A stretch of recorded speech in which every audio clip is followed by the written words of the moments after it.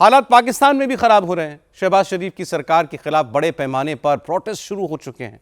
शहबाज शरीफ की सरकार ने पाकिस्तान का संविधान बदलकर आर्मी के चीफ आसिम मुनीर को देश का सुप्रीम लीडर बना दिया।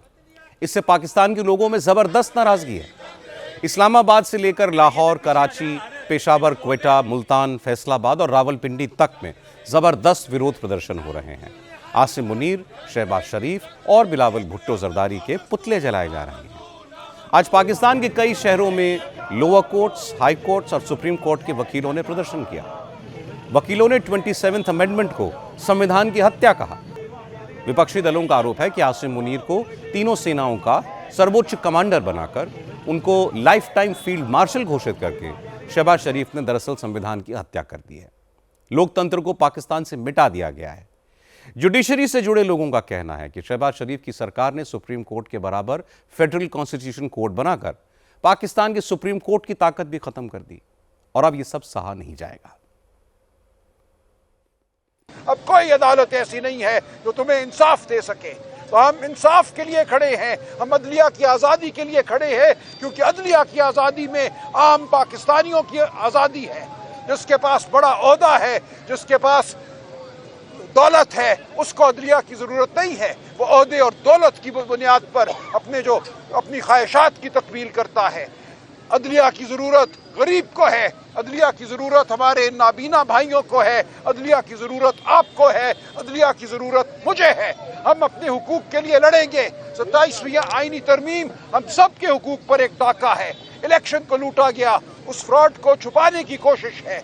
आपकी राय को, आपके वोट को हमेशा के लिए दफन करने की कोशिश है। तो हम अब चुप नहीं बैठेंगे, हम लड़ेंगे, हम सड़कों पे लड़ेंगे, हम पार्लियामान में लड़ेंगे।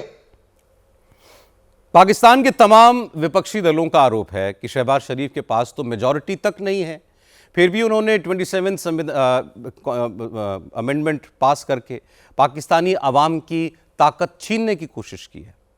पूरा का पूरा मुल्क ही सेना के हवाले कर दिया है। इसका आखिरी सांस तक विरोध होगा।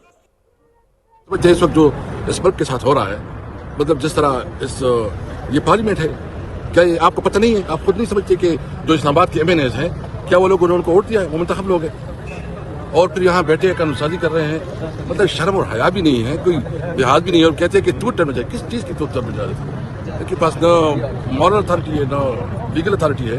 इंशाल्लाह हम आएंगे, इंशाल्लाह पूरी जोर से आएंगे और इनकी जितनी भी नाजायज़ कानूनसाजी है सबको पारित करेंगे।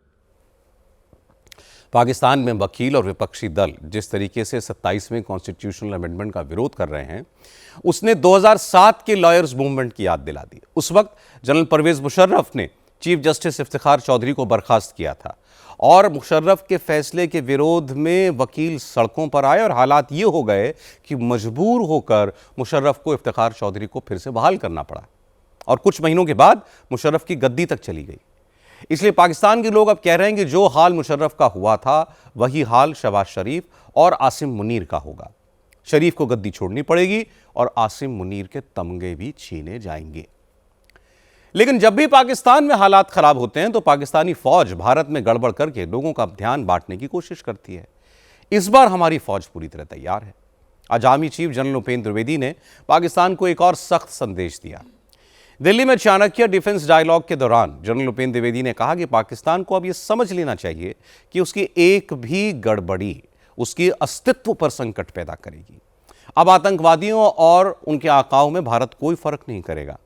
जनरल द्विवेदी ने कहा कि ऑपरेशन सिंदूर तो बस ट्रेलर मानिए, अब अगर पाकिस्तान ने कुछ किया तो फिर पूरी फिल्म चलेगी। 1.0 तो देखिए, मैं तो ये कहना चाहूंगा कि मूवी शुरू भी नहीं हुई थी, सिर्फ एक ट्रेलर दिखाया गया था और ट्रेलर के बाद 88 घंटे में वो ट्रेलर खत्म हो गया था।